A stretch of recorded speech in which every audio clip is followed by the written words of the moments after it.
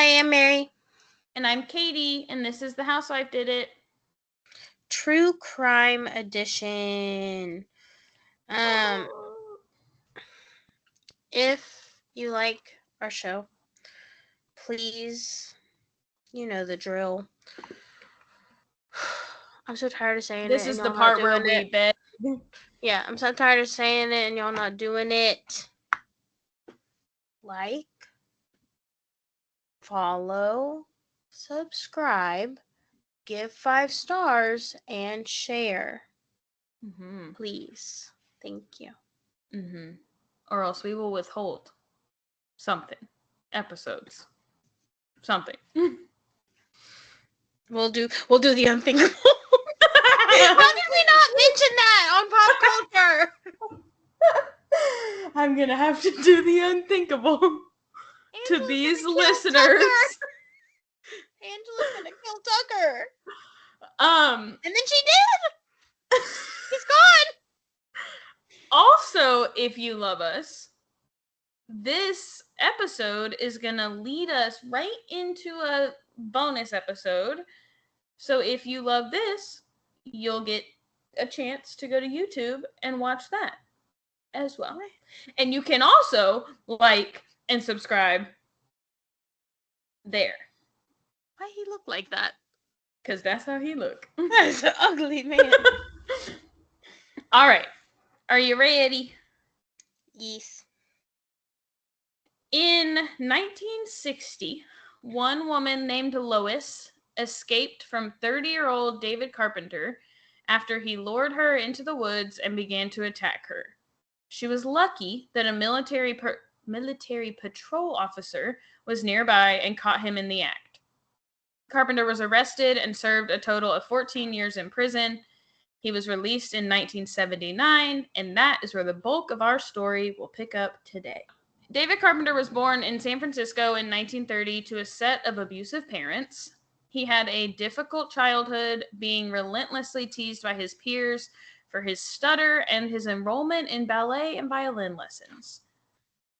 Oh, that's nice. Yeah. This led to Carpenter wetting his bed and eventually torturing animals. At the age of 14, he was committed to the Napa State Hospital, although we don't have the records for this because he was a minor. But again, at 17, he was arrested for molesting 2 of his cousins while they were very young. When he turned... Like the way you enunciated that. Yeah, I didn't figure anyone needed to know their age, but just know. They were very... When he turned 18, he was sent to a California hospital for the mentally ill. But at 25, he got married. He and his wife went on to have 3 children. He was very demanding sexually and would frequently force his wife to have sex with him, frequently as in up to 3 times each night. When y'all see this man, you're going to get Mary's even more. I burped. Oh, don't tell them that. He has mutton chops. He didn't always. While in prison in the 60s and 70s, psychiatrists determined that David Carpenter had a sociopathic personality disorder, but also an IQ of 125. They also said that when Carpenter is under significant stress, the only way he's able to relieve stress is to rape the nearest woman. Y'all had that in an actual psych eval, and you said, free. That's not a coping mechanism. No. Like, not even like sex relieves his stress. No. Raping the nearest woman. Like, when I think of stress relief, I think of like a calming corner that I can put in my classroom of like little tools, puppets, things like feeling things, journals, writing things down. And for some adults, an orgasm is a coping skill. Yeah. Consensual orgasms. What the heck are you thinking? You telling me that y'all knew that this is what he did to relieve stress, and y'all said from one kind of doctor to another. No. No. Thank you. Thank you. Where was I? He was actually in and out of prison until 1979. First for that initial for that initial assault on Lois, and then after he was released, he committed sprees of rapes and robberies. It's giving the guy that I talked about that cut the lady's arms off and then killed someone later. Most of our people do kill someone eventually. He was in state prison for brief times before he was sent back to federal prison for violating his federal parole until he was finally paroled to a federal halfway house. How many times can I say federal in one sentence? We want to make it very clear that this went all the way to the federal level. Yeah. Well, yeah. Once he made it to that halfway house in San Francisco in 1979, he was able to come and go as he desired, including joining the Sierra Club to take up the hobby of hiking. That is a coping skill. Mm-hmm. But he's going to couple it with the one he already used. Right. And maybe it's not a coping skill for people who are a danger to society. Mm-hmm. Who there will be near women while he's hiking. And they did that intentionally. They said, we have given him 2 coping skills. If we really want him to cope, we should combine them and send him to them. And we'll even send the women. We'll make sure there are plenty. That's one of the coping skills. That they're giving to him. Yeah.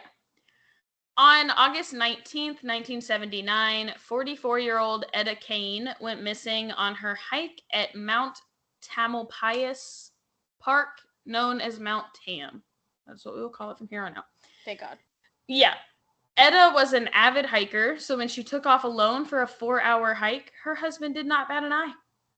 But for the same reason, her husband was alarmed when she didn't return when he had expected her, because she should have been able to crank that baby out and get home. Mm-hmm.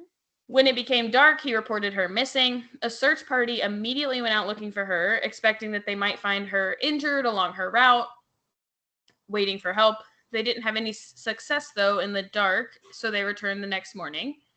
Searchers found her body in a kneeling position, nude except for one sock and all of her jewelry. Despite being nude, there was no physical sign of sexual assault. Etta had been shot in the back of the head, and this was the first recorded homicide on Mount Tam ever, but it would certainly not be the last. No. Did you know? I know you told me to stop looking him up. Yeah, and interrupting me. They called him Stutterbox. Yeah, they was mean. That's so mean. In September of 1979, 19-year-old Carol Laughlin went missing in Yosemite National Park. Her body wasn't found until April of 1980. So, 7 months. 2 hikers found her at the bottom of a valley in Yosemite. Her father says that he was told, based on the location of her body, that it is impossible that she would have fallen to her death. Investigators believe that she had to have been pushed. Carol worked at a gift shop inside of the park. This is a commonality that she would later share with David Carpenter. 2 short months later, he would become a traveling salesman for Gems of the Golden West, a firm that supplied that exact gift shop. I find this so interesting. People say that that's what links him to her, is that he worked for this place that supplied her gift shop, but he didn't at the time of her death. He didn't till later. But did he get inspired by her? That's so weird to me that he would just coincidentally get this job and then be like, oh, cool, I'm servicing that same gift shop where I found that girl. So it's also very disappointing because crystal people are supposed to be cool. Yeah, Gems of the Golden West. Sounds so fun. The next month, 23-year-old Mary Frances Bennett, known as Mary Beth, cute, that's you, went missing. She went missing from her Sunday afternoon jog. Her body was still warm by the time people came across a set of bloody keys and then continued on to find her body. She was haphazardly covered in twigs and dirt and had been stabbed numerous times. These trailside murders would take a break, at least publicly, until March of 1980, when 23-year-old Barbara Schwartz was found in the same position as Etta Kane, but had died of stab wounds to the chest. Barbara was a baker, and she went on a hike that day at Mount Tam with her dog. There was another hiker nearby who saw Barbara stop to rest on a rock, and then she saw a man approach her and begin attacking her. He started stabbing Barbara while her dog barked at him and the bystander woman shouted at him. Eventually, the attacker ran off. During his hasty departure, he dropped his glasses. And even though there were witnesses and a dog, the stab wounds were deadly. But thanks to that witness, investigators were on the scene quite quickly. Barbara's murder provided some clues to the identity of the now named Trailside Killer. The witness... So, is she also in Yosemite? No, she's in Mount Tam. So Okay. It was Mount Tam, and then 2 were not, Okay. and then this is Mount Tam, and we're going to have a few more. Okay.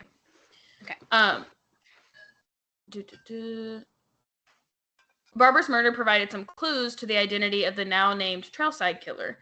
The witness provided a physical description of the killer. Investigators were also able to use the glasses as evidence. They tracked the serial number of the frames to a California correctional department. They started checking around to find a parolee who had glasses like these, but found no results. I don't understand. I don't understand. You have the serial number. It's linked to the correctional department. Does the correctional department... I don't understand. Does the correctional department not tell you this is who got these actual glasses?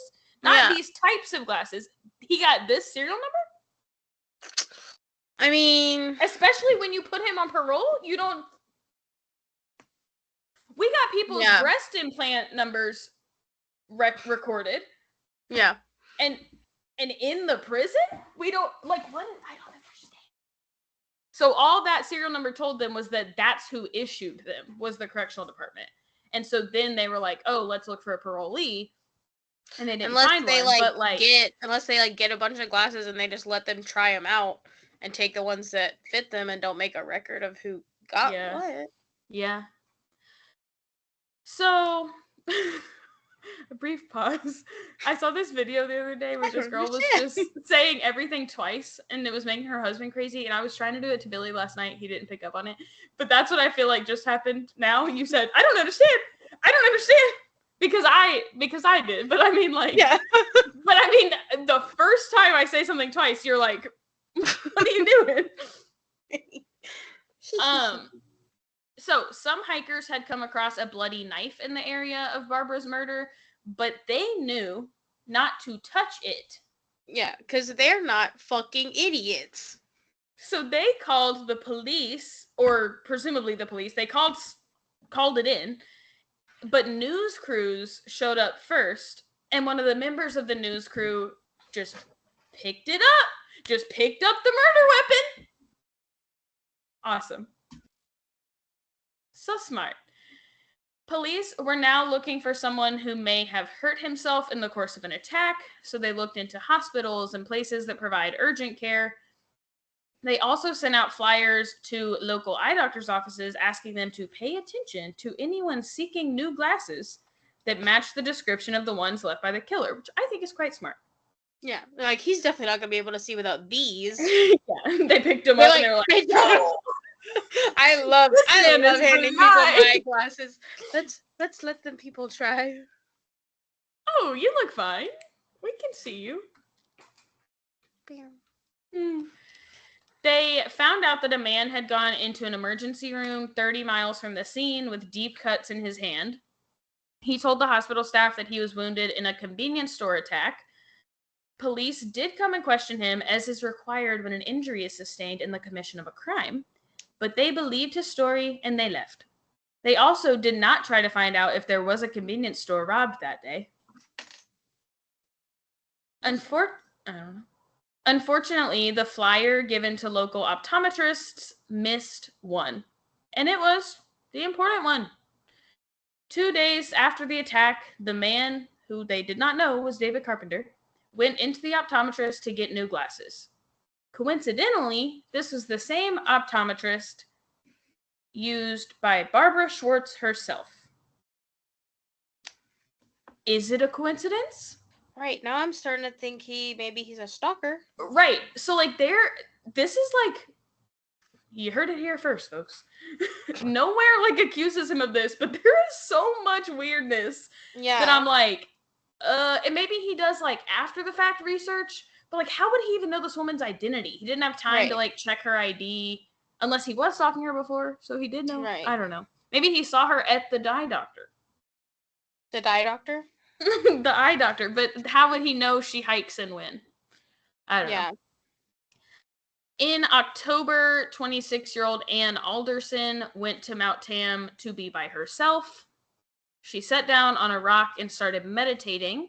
She had her eyes closed and was just enjoying her peace. One jogger remembers running by a young girl with her eyes closed on the rock and considered warning her about the recent attacks in the park, just in case she wasn't aware.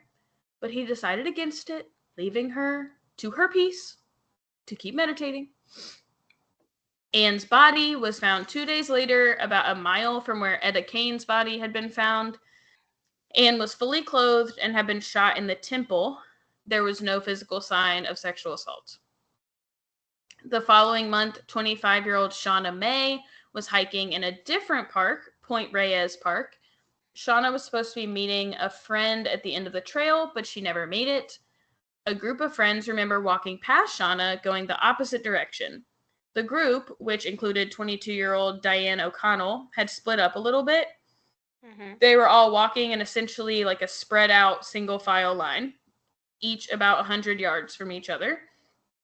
The friend in the front remembers encountering a man in the bushes and assumed he was peeing, so she just kept going and avoided him. She waited at the end for the rest of her friends, but was confused when the friend who had been at the end of the line showed up before Diane. By the end of the day, 2 young women were missing from the same park and actually the same trail. People began searching for these women, and one stumbled upon 2 bodies, except they were not the ones they were looking for. In fact, these bodies had been dead for quite a while. 18-year-old Cynthia Moreland and 19-year-old, I think he's 19, I wrote 18 though, and 19-year-old Richard Stowers had been reported missing by their families 6 weeks earlier. Cynthia and Richard had been shot. Soon after, Shauna and Diane's bodies were found together. Both had also been shot. Shauna in the back of the head, and Shauna was in a shallow grave. The thought is that perhaps Shauna, or I don't know why it couldn't be the reverse, but one of them walked up on the attack of the other and became a second victim. All 4 bodies that were found that day, as well as Ann Alderson, the one who was meditating, had been killed by a .38 caliber bullet. After this, there were warnings posted at all popular parks to use caution, but especially not to hike or run alone. Suddenly, the parking lots of state parks and popular hiking trails were growing more and more empty. It was especially terrifying because of the random nature of these killings. Investigators were looking for patterns, and so far what they had was the same weapon, and the attacks taking place on weekends or holidays. Cool. FBI profiler John Douglas was brought in. Our king. He theorized that this person would have low self-esteem and some crippling problem or insecurity in his life. Something perhaps like a stutter. On December 28th... He's good at what he does. He is so good. On December 28th, 1980, 17-year-old Anne Minjavar left her home early in the morning. It's assumed for a jog because she left with only her house keys. Mm-hmm. Her mother became concerned when she didn't make it to Mass later that morning. After school, Anne worked as a bank teller, where David Carpenter was one of her most frequent and most friendly customers. Witnesses said that they actually thought that she was the whole reason he ever went to the bank. was because he liked her. But he is like 35 and she is 17. So witnesses, my question to you is, why didn't you call the police? Right. You were like, I think he likes her. No. That's not what we call that. No. Anne's partial remains were not found until June of 1981 in Castle Rock State Park. Also in 1981, Ellen Hansen, 20 years old, was camping in a park in Santa Cruz with her boyfriend, Stephen Hartle. Ellen was an avid camper and was taking Stephen on his first camping trip. Cute. They passed a man with a stern look on his face. Focused. When they passed him a second time, he pulled out a gun. Stephen immediately told the man, you can have all our money, whatever you want, please take it. And he said, nope, I'm not here to rob you. I'm going to rape your girlfriend. Oh. That's not funny. Your face is so funny. You just, oh. The man fired his gun, which hit both Ellen and Stephen. Unclear, like, what made him fire without doing the thing that he said he was going to do. I don't know if Stephen, like, advanced on him, if he only intended to, like, hit Stephen, or if he was going to do the thing he was going to do, but after. But it, like, sounded to me like the whole point was to, like, rape her and make Stephen watch. So it seemed weird. I don't know. He just panicked. Yeah, maybe his plan was foiled. Yeah. So Ellen was shot 3 times, with the final being an execution-style shot to her head. Stephen was shot 4 times, but he survived. So he was able to give an account of what happened and a description that led to a sketch.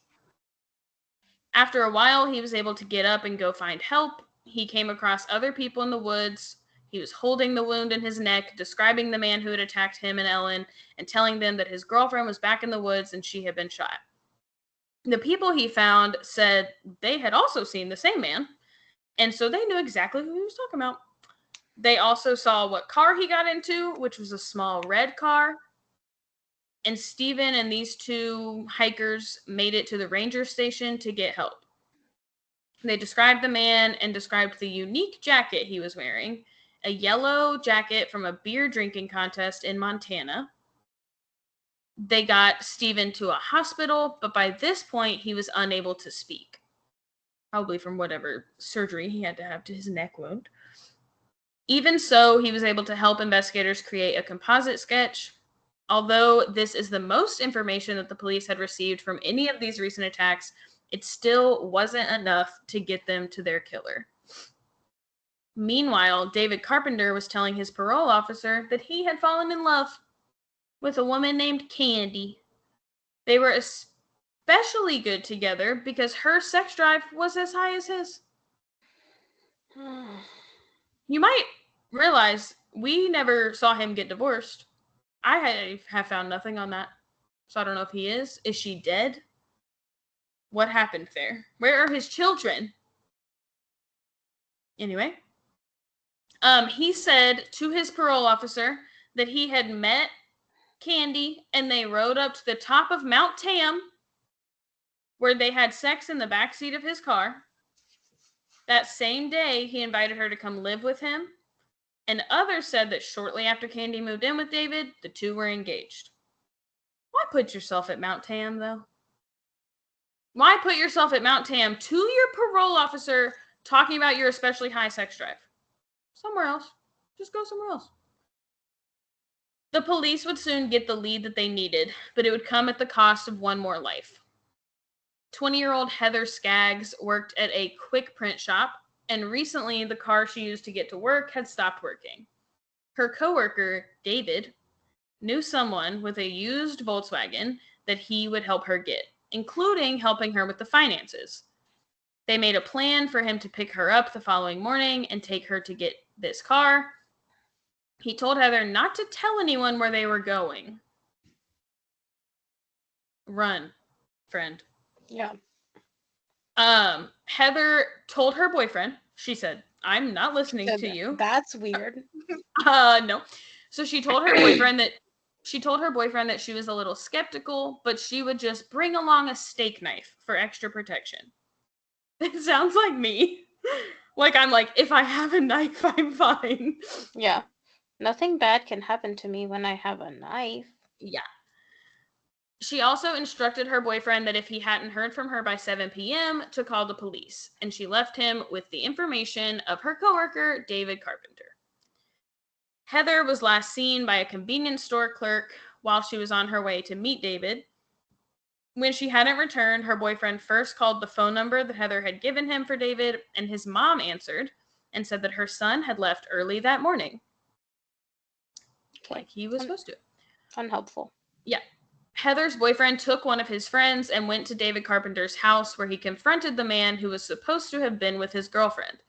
David answered the door and said that he actually didn't wake up in time to take Heather that morning, so he's not sure what could have happened to her. Mm-hmm.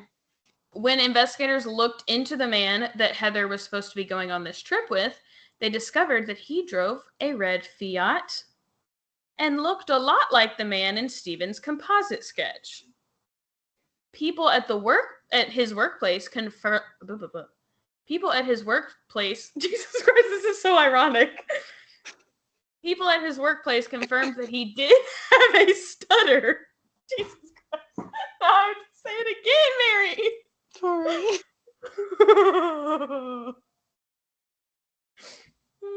Okay. No, I can't. David and Heather's coworkers confirmed that he did have a stutter. And probably the most damning, they discovered that he was a parolee and they gained access to his criminal record, which would tell them that he has attempted to murder women and has had lots of sexual assaults. At the next meeting with his parole officer, David had grown out his beard and was no longer wearing his glasses. His parole officer immediately recognized this as an attempt to alter his appearance. Good. The investigators were already there, though, to talk to him. Changed appearance or not, they said, we're going to be at this meeting. Yeah. They quickly noticed that he had a severe stutter to the point that his body was twisting and he was showing visible discomfort. Oh. Yeah. He admitted to police that he had made those arrangements to take Heather to Santa Cruz, but he just didn't make it on time. He said that his car had broken down and he provided them with a receipt for car maintenance on a truck. They asked if this was the only vehicle he owned, already knowing the answer, and he said, yeah, just that one. What about the Fiat? David himself said, I am a parolee. I should be your number one suspect. But the reason I'm a parolee is because my mother was domineering and made me take ballet lessons when I didn't want to. He sounds like Norman Bates. One of the investigators used this moment to find common ground with David, whether it was real or not, by telling him that he was also made to take ballet lessons when he was a young boy. No, you weren't. You're lying. But David believed him because then he stood up and started demonstrating to the investigators his ballet skills. Oh. Just do a pirouette. As soon as I said stood up, you said, oh, no. I thought you meant the cop. No. Like he was like, and I'll prove it too. As they were heading out from this strange interview, David said, I pray to God when they find her body that she hasn't been raped. Okay. They found this alarming, given that no one knew that Heather was dead. But okay. Sure. Investigators next went to interview David's recent fiancée, Candy, who I guess was not his fiancée anymore at this point. Who knows why? She said that David was not violent with her except for one occasion and the aggression was slight. She also told them an interesting piece of information, which is that she let him keep a jacket of hers that he really liked. It was a yellow jacket from a beer drinking contest in Montana. Mm-hmm.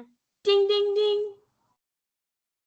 On May 14th, 1981, David Carpenter was arrested and charged with multiple murders. The investigators acted quickly before they had even found Heather's body because as they were approaching the weekend, they feared that the Trailside Killer would strike again. A few weeks after her disappearance, Heather's body was found in Big Basin State Park. She had been shot with the same gun used on Ellen Hansen, and she had been raped. It's not long before an acquaintance of David Carpenter got arrested for robbing a bank, giving him an incentive to snitch on his friend. He said that David had given him a gun for him to use in the robberies, but he quickly realized, he said, I'm smart, that he was being set up. That David wanted him to use it in a robbery and get caught with it so that he would be believed to be the Trailside Killer. This man went and hid the gun away, and so he was able to lead police right to it. Good job, buddy. I know it's self-preservation, but good job. David's first trial was for the murders of Heather Skaggs, Ellen Hansen, and the attempted murder of Stephen Hartle. It was a death penalty case, so his attorney focused not on his innocence, but on trying to get death removed from the equation. David Carpenter continued to profess his innocence, though. Stephen Hartle testified in the trial, and he described being shot and waking up lying on the ground and seeing his girlfriend Ellen next to him in a pool of blood. He confidently identified David Carpenter as the man who shot him. The jury deliberated for... The jury deliberated for 7 hours before finding him guilty and sentencing him to death. His second trial was a few years later in 1988 for 5 more murders, those of Shauna May, Richard Stowers, Cynthia Moreland, Ann Alderson, and Diane O'Connell. One interviewer spoke to Carpenter leading up to the trial, and she said upon hearing his severe stutter, she understood what the victims had felt when they spoke to him. And I don't know what she means by that. If she just simply means I've now interacted with this man, or if she's trying to say that it probably made them let their guard down because they think that he's just this poor guy with a severe stutter, or if she meant that it was scary. I don't know. This time they put David on the stand to testify in his own trial. Is he going to do ballet for them? Good idea. But again, the jury deliberated for a few hours and found him guilty, recommending the death penalty. Although it seems clear that he was responsible, Carpenter was never charged with the murders of Etta Kane and Barbara Schwartz because they were killed with different weapons. It was the .38 caliber weapon that led to the convictions of all the other murders. Carol Laughlin and Anne Menjivar were 2 cases that were never officially connected to him, but many people think they could be. Carol is the one who seemed to be pushed to her death in Yosemite and worked in the gift shop, and Anne is the bank teller who he liked. Mary Frances Bennett's murder was also not officially linked to Carpenter until 30 years later, in 2009. Investigators used old evidence, including preserved DNA, to conduct more testing. The DNA came back to that of David Carpenter. He was interviewed afterwards from death row, and he said he did not kill or even know Mary Beth. Mm-hmm. At some point in his life, David Carpenter had been suspected as the Zodiac Killer, but was ruled out. And to this day, David Carpenter still proclaims his innocence while he sits on death row at San Quentin at the age of 94. Die, dude. Yeah, this cannot be fun for you. Just get out of here. Yeah. And now, Earth. Yeah. That is the end. But to hear more about the one who survived in 1960, Lois Andrade, specifically, you can go to our bonus episode on YouTube. Yes. Cool. You can. Dead. That's the sound he's gonna make. I did put some pictures in my script, but you're probably fine. So, just one of him, very old. Yeah, is it the one? All the ones of him old. His eyes are like. But it's like I'm pretty sure this says it's 2000. So That's like, how fucking old he is. I don't want to know what he looks like right now. Probably look like Ed Buck.